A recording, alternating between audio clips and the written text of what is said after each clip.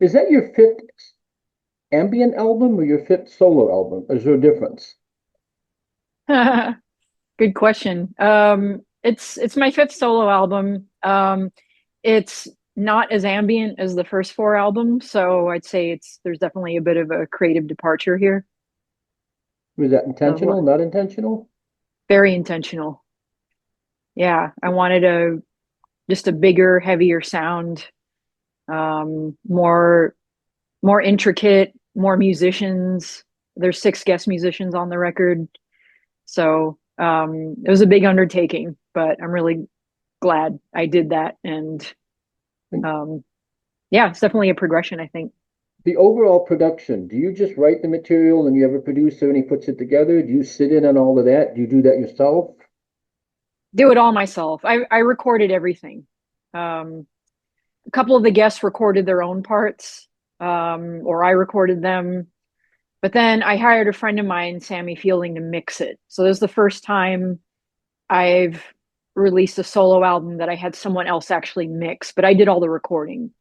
So it was kind of a big deal because it's like giving your child away or something, having someone else, And you know. you mentioned you wanted to make this one heavier or different than the other four. Was that the only change with this one, that it was heavier? Or were there different types of music you maybe added? There were longer songs, shorter songs?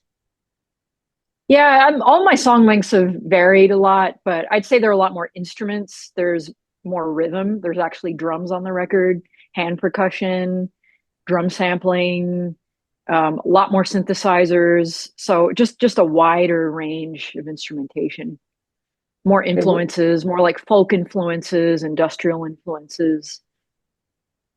when you mix, I guess for you personally, how do you determine whether the drums are going to be louder here and the sound's going to be, is that for dramatic purposes? Is that for, Yeah, I mean, it depends on what the song calls for. You just develop these instincts over time, like whether a part should be louder or not. And a lot of it just sort of happens. Like I'll kind of mix as I record. That's right? something I do a lot, especially with like collaborations, um, or anything that I record myself. I'm gonna kind of mix as I go. So yeah, you just sort of develop an instinct about these things. And when you create songs, then do you do 15 different versions and pick this piece of that one and put that piece in here and put that one and it becomes one? Not really. No, I kind of know. I have a vision of what the song is going to be first. And I don't have like tons of extra tracks lying around or anything. Like I use everything that I record. And if it's not going to be on one album, it's going to be used on another or with a different project or a different iteration of the song is going to be used for another project. So I never let anything go to waste. And yeah, or I'll like take bits of one song and then I'll put it in the other song and I'll transpose it or use a different instrument for that same melody. There's so many variations, but yeah, I don't just like have like tons and tons of Mhm. tracks and then whittle it down. I know a lot of people do that and that's works for them, but it's not how I work. And this is a conceptual album, correct? I guess everything I do is conceptual to a point.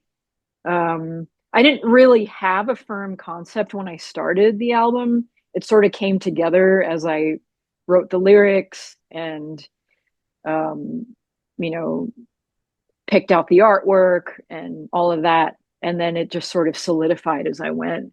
Whereas I'd say with previous albums, it was like the concept was there and then I just sort of fleshed it out from there. So then did you write some in first and then the second and third and fourth? I actually did write some in first. Well, actually, no, that's not true. I wrote another song on the record that I didn't even know I was going to end up using because it's so different from the other Right. ones. It's called The Light That Left You. Yes, I love that. Oh, cool. Thank you. Yeah, it's very jazzy, noir kind of stuff. It's probably one of the darkest tracks on the album. I actually wrote that one like 2 years ago and I just never Mhm. did anything with it. But when I was ready to like get to work on the album, Summon was the first song. It was sort of like the song that spawned the rest of the album. So, and then yeah, I don't think it was really in order from there, but yeah, like the song title comes from Summon, or it's like most related to Summon out of any of the other songs. Your process, I'm sorry, I have notes, I'm old.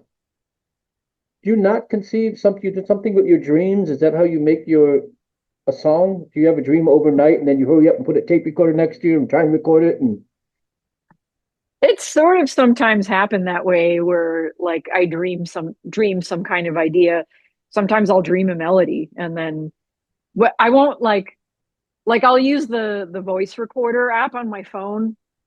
Um and because that's like the quickest thing I can get to when I first wake up.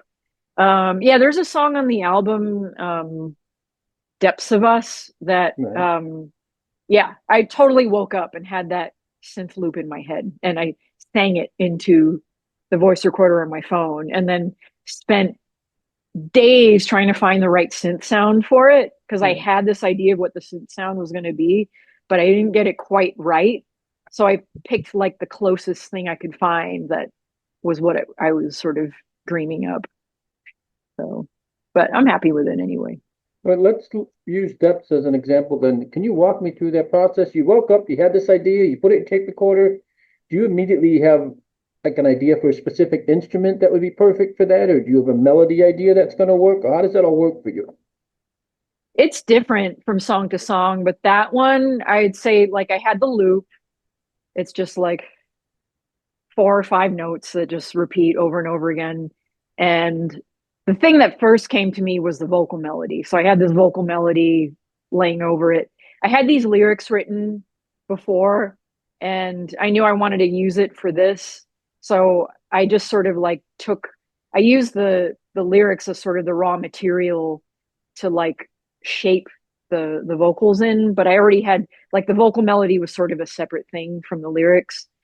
And then I knew there'd be a trumpet solo in there. And then from there it just kept getting fleshed out. Like my friend plays cello, so you know, he did a cello part on it and um you know, just more and more vocal parts. Like there's like a bit of a round at the end of the song. Yeah. So that sort of came later, but yeah, I'd say it started with the synth and the vocal, the main vocal line at the beginning. And did that song start longer and get cut down? Or is that the song you kind of had an idea? I want this to be 5 minutes long or whatever it is. Yeah, I never like whenever I write a song, I don't think about how long it's going to be.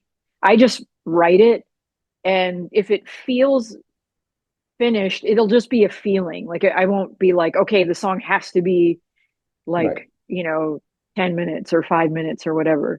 So sometimes it feels complete at like 3 or 4 minutes.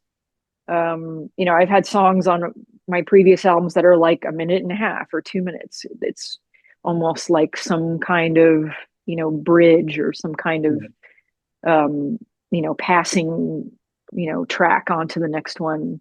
So it's just sort of a gut feeling. And I like to have variety. Like I don't like to have like too many vocals. I like to mix up the instrumental sections with the vocal sections. So, you know, you give listeners a break from my voice and then, you know, you start to miss it and then it comes back. Yeah. So, yeah.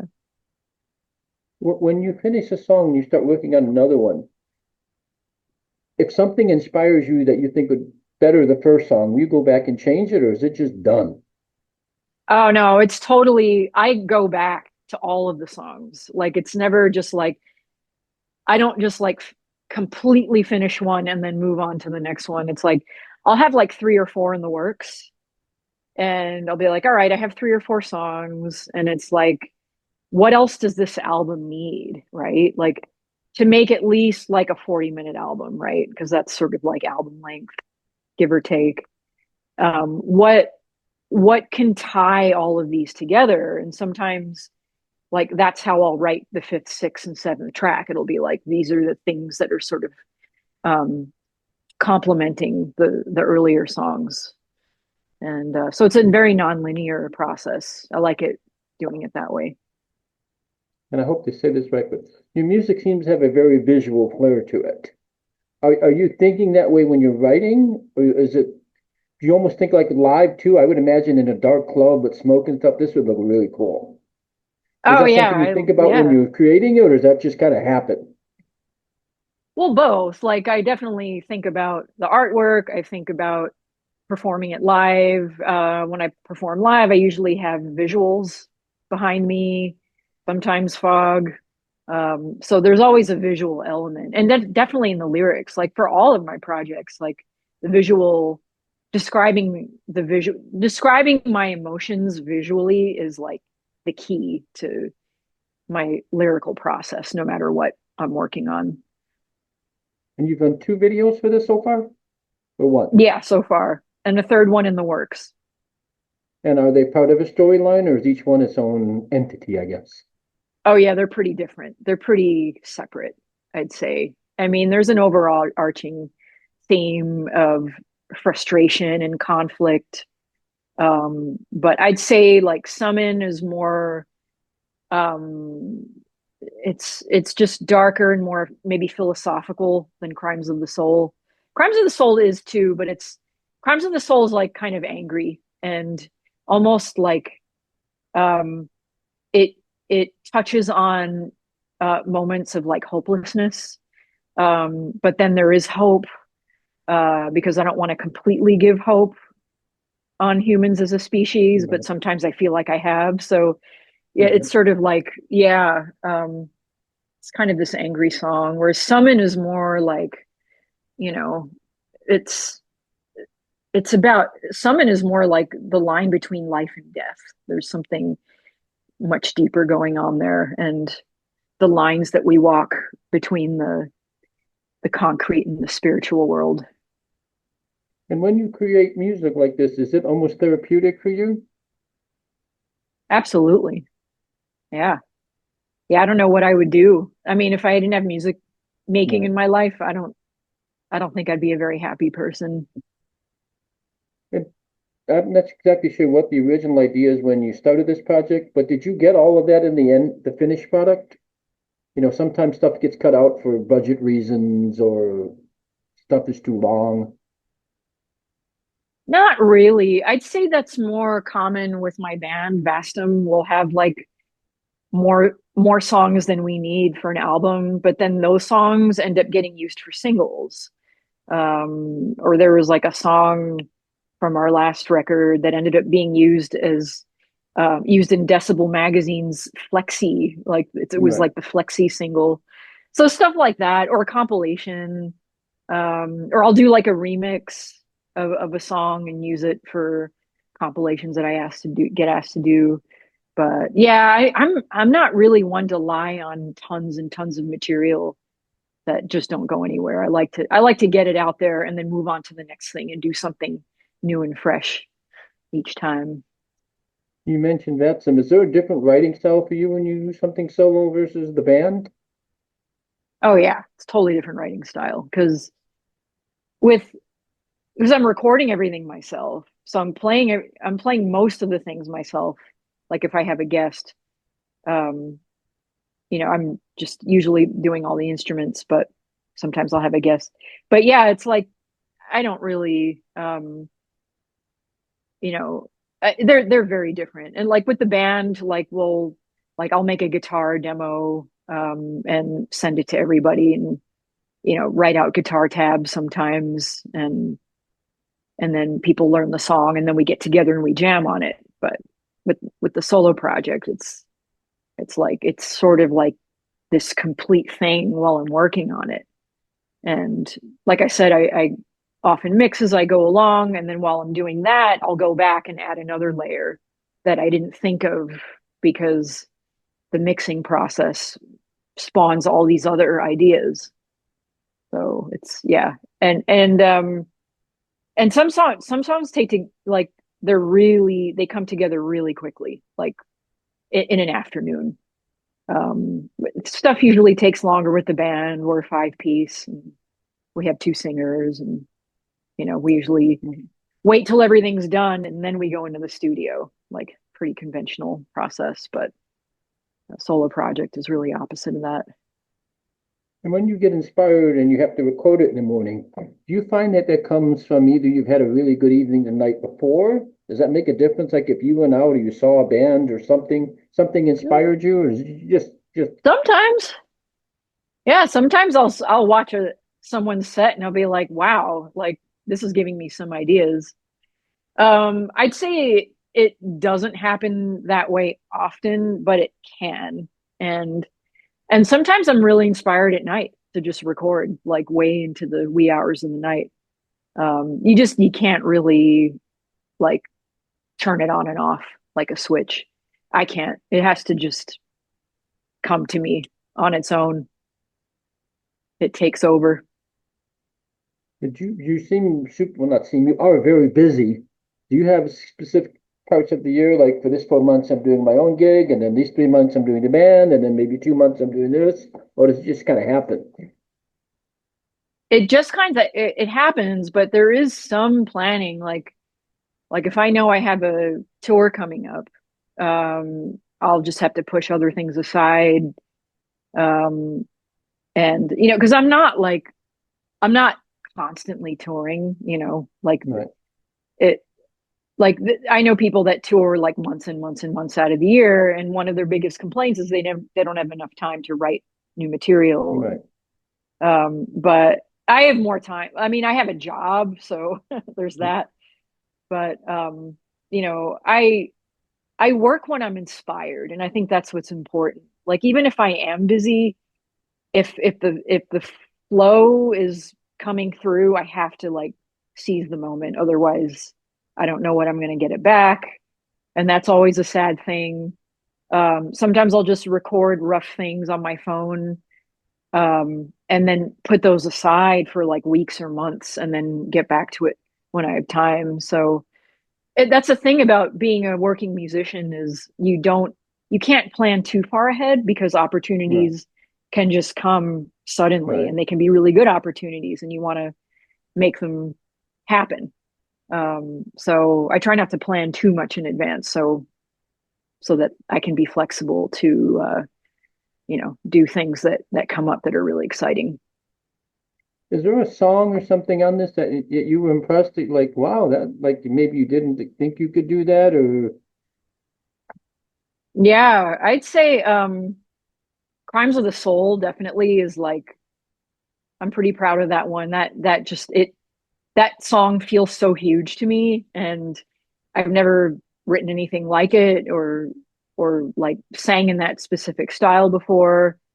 That one and the second track, Mahalafat, is the dulcimer part on that is something that just sort of that was way different than anything I've ever done, um, and I've now built that into my live set, and it's probably one of the most challenging pieces to do live. But it's so worth it because it's got so much character, and it's definitely opened up other elements uh, in the record. you mentioned doing this live. When you do this live, is it a note for note recreation, or do you create an experience? Because I could see this as a very cool experience, like a show. Yeah, yeah, yeah. No, I never do things note for note.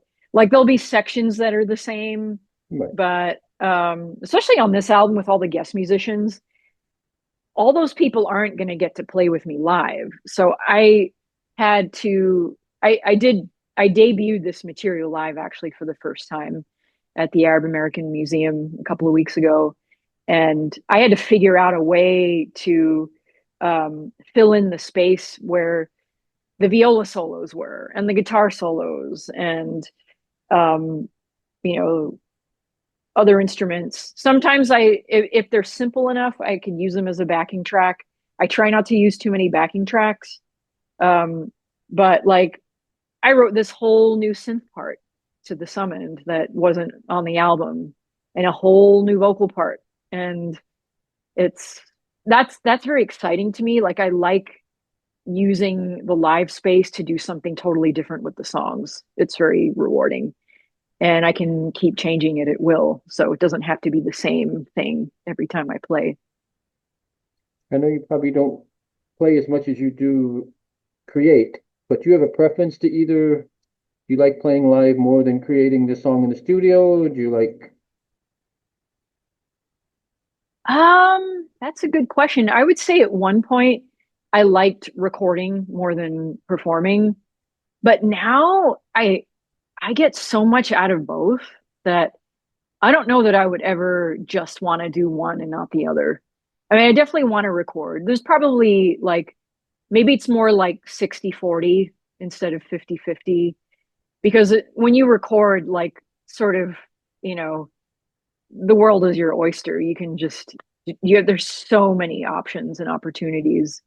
But the challenge of live is really exciting and the rewards are really immediate. And it's a way to connect in a way that you don't get to when you're just at home on your computer. And that's exciting and like playing around with visuals and you know, rewriting songs differently or improvising. You know, that's all really that all of those elements really go into what I love about being a musician. Do you follow? Did you have the old cycle? Do a record tour, do another record tour, and just or do you maybe tour once a year? You know, whatever. Sometimes I don't even tour once a year. Sometimes I tour twice a year or three times a year. It just depends. Um, for me, it's about not the amount of performing, but what the performances are. Like Right. um, I'm very selective about what performances I take on because I really want it to be a very carefully selected bill. I care about the space and the sound in the space, what kind of environment it is, what kind of audience would attend such a performance. All of those factor into deciding whether to accept an offer. So, yeah, it varies. And you have so many different styles in your music. Do you find that you're more popular with the heavy metal audience? You're more popular with a different type? Yeah, I don't know. I have no idea actually. Like, um, I know that my band is very loved in the metal world. But I know that I have fans of my solo work that have no idea who Vastum even is. Right. Uh, but I'd say they're probably more in the minority. They're definitely more Vastum fans out there. But, and then there are people that love both. But um, yeah, I'd say overall they're pretty different crowds. And I think that's a good thing. I don't like just being pigeonholed into one type of audience. So, and it helps my creativity. It helps me come up with new ideas because it's very easy to get in a rut when you're in the same scene, Right. the same community, same types of songwriting. I'd get bored pretty quickly if I just had it one way. And I like just having all these different opportunities and different types of spaces and playing in different scenes. It's really good. It's good for me. And I'm terrible with titles. I saw the video earlier today with the knives and the whole bit. Was that a conceptual thing? Was that that's very cool? There's like a lot of cool Yeah, stuff going on because there. that was definitely taking the album title to its literal definition. Yeah, it was just sort of this idea I had about you know, we're walking on this sharp edge, you know, Right. and our feet are bleeding as we straddle the line between spirit and concrete, life and death, these dichotomies. And that was sort of the seedling for the summon video. And you know, but you know, then I'm blindfolded, right? Like I Yeah. perform blindfolded because um I don't know, like it's such a disorienting thing not knowing where the line is. And so it's sort of, yeah, it's sort of like a visual um expression of those ideas. Was there any point with the knives where it's almost supposed to look like a cross when you're moving Hmm. back and forth? Interesting. You know, I consciously saw it that way of crosses, but whoa, that's I bet that was there somewhere in the unconscious because crosses are very powerful images. And especially with Vastum, we like all of our cover art is on it, right? Right. Like the cross is like Right. this very sort of powerful, sometimes controversial symbol that can, wield a lot of energy, a lot of spirit energy, emotional energy. And so who knows? Maybe it was there deep down for this. And I'm not familiar with today's record company thing, but is there anybody saying, okay, you kind of went too far with this, or okay, you kind of got to take that out if we're going to be on YouTube, and okay, this has to go. Is there any of that in today's music production, I guess? Well, I mean, the labels I work with kind of pushing the boundaries. So Right. I I don't think what I'm doing even gets close to pushing things too far, but there's stuff out there like the video, the summon video. I felt like it was the right thing to do to have like a warning, like a strobe, epileptic, you know, Yeah. light epilepsy warning on there, just because I know people who suffer from that and Right. they would appreciate being warned. But yeah, I mean, I don't know, like it's not like the old days, I think it Yeah. it takes a lot more boundary pushing, unless you're just being a jerk, unless you're like intentionally being, misogynist and homophobic and racist and all Right. that, which none of my stuff like touches on, like is, getting into that. But yeah, I don't know. Like I don't think I think the people that like what I do, I don't think they're the type of people that would be, you know, Right. worried about me pushing things too far. In fact, they probably want me to push it farther.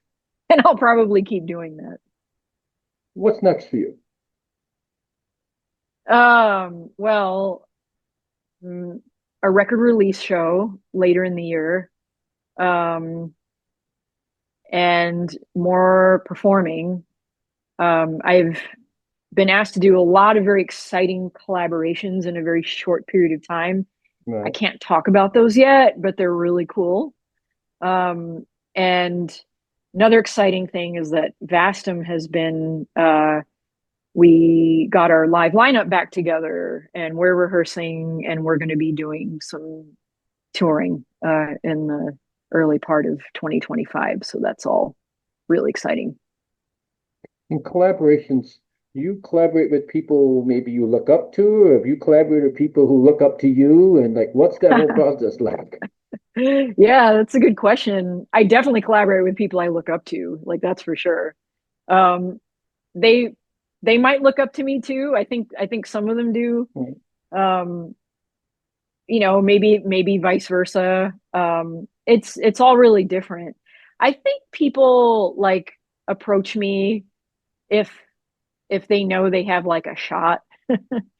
and and then I approach people too who I think I have a shot with, like because I did stuff with them previously, or like I did stuff for them, so now I feel like I can ask them to do stuff with me, like for my stuff. Right. And a lot of them are just people I've known for like decades, who I've played in bands with. But yeah, like collaborating is just like um, it's something I never really tire of, because it's a way to really Right. do something new without having to really try to do something new, because you have Right. this new person who's different than you are and has a different skill set than you do. And so it's sort of like the best of both worlds when you get together. And yeah, I mean, I hope people I look up to like big time will keep asking me to do stuff, because that's really fun for me. And when you're working with them, do you fan go out, or is it just like, you're doing something, but you're nervous because you like this? I don't say like this person, but you admire this person so much. Does that come up, or is it just kind of like these are some ideas and these are some ideas, and you try and mash them together in a sense? It varies. Like sometimes, and this can happen both ways. People ask me and I ask them the same thing. Like we'll have a part that's written like for a trumpet or um, piano, vocal part, whatever, the lyrics are written or whatever. And it's like, I'd love you to do X, just do that. And then if I have developed a lot of trust for the person, I'll just say, just write your own part and it goes here. And or like with some collaborations with like with my trio band, Ionophore, we have 100% trust where we're just like, here's a track, just do whatever the hell you want with it. Like it doesn't matter what it is. Like make it unrecognizable because I trust you so much. It's going to be better than what I came up with myself. So go to town. And that's really great when you have that level of trust that you're just not worried that they can do no wrong in a sense. Do you prefer collabing in person, or do you get the tapes or the tracks via computer? And Um, I find that when I do things like back and forth from a distance, that I have more time and space to do something more fleshed out and elaborate. Like, and I can stop and I can come back to it. I probably like that a little more because there's a lot more opportunity to shape and sculpt and, try out different instruments. But, there's something about being in the same room with people too that's really special and that you don't get from a distance. But I think it just depends on the project. For the metal band, it's definitely better when we can all be in the same room and maybe not with more of like the one-off collaborations that I do. and the band and yourself, we'll start with the band first. Has there been a song where you guys spent a lot of extra time on it and you thought it was really, really great? And then you did another song that I didn't want to say you didn't spend a lot of time on, but for some reason, the one that you guys took less time on seems to be more popular than the one you put more time into. Does that make sense? That happens all the time because when inspiration strikes, first of all, you don't know when it's going to strike. And Right. sometimes when it strikes, it comes in such a complete form. And I know like so many musicians say this in interviews, but like it sometimes it just feels like the song writes itself. Like Right. you barely have to like do any digging or, trial and error. Like it's just there. Like you Right. just see it or Right. feel it. And then some songs are like a slog. They just take forever Right. to get it right. And they tend to be the less inspired songs, when they don't come as fully intact. Where do you think music is now? Is there still a big thing for metal, or is metal still like metal's got its unique own thing? But you think it's ever going to go back to the point where it was like, I don't know, crap, I call it now music, but like whatever is popular now, rap music or whatever, do you think metal will get that big again? Or do you think it's comfortable in its zone? I don't know if I have a real sense of how big metal is compared to other mainstream Right. genres, but from my view, it's really huge and very Yeah. accessible and very like evolved. Like there's so many varieties of metal Right. and then they're like all the legacy bands. They're still around, they're still Right. touring. Like, and there are all these different scenes, there's like scenes that attract younger folks, scenes that attract older folks, scenes that attract more, women than others. Like it's it's like all these parallel universes happening at the same time. So it's hard to say because it's like the legacy bands will always just hold on to what they had and appeal to the Right. same crowd, and then you have the younger generations that are really pushing the boundaries of what metal is, and like you have like Right. the older people criticizing the younger people like, well, that's not true metal and blah blah blah. Right. But it's all there and it's all existing and it's all popular. Mhm. So yeah, like I mean, whether it's as big as like country or hip hop, I don't know, maybe Right. not, maybe not like Taylor Swift level, but like it's big. I mean, it's popular. Last question, using myself as an example, what do you hope people who not familiar like myself with your music take away from it or get from it, I guess, if that's the right way to say it? I think you summed it up pretty well at the beginning of this interview, which is an experience. And I don't care what kind of experience. I don't care if it's um, good, bad, or whatever, but memorable. Like something that like sticks with you, that it can haunt you, it can trouble you, it can please you or whatever. But as long as you just don't skip over it, I think if Yeah. it leaves a lasting impression, I think that's my hope. I mean, that's then I know I've done my job. So, album releases digitally October 11th. Okay. I know there's been a slight delay with the vinyl, but the CDs will be available right away on Cyclic Law, and they're in Europe. And then if you're in North America, contacts here at Moose Records in Canada. They're doing a CD and a cassette actually, which is cool. I Imagine haven't put that. out a cassette of my solo work before, so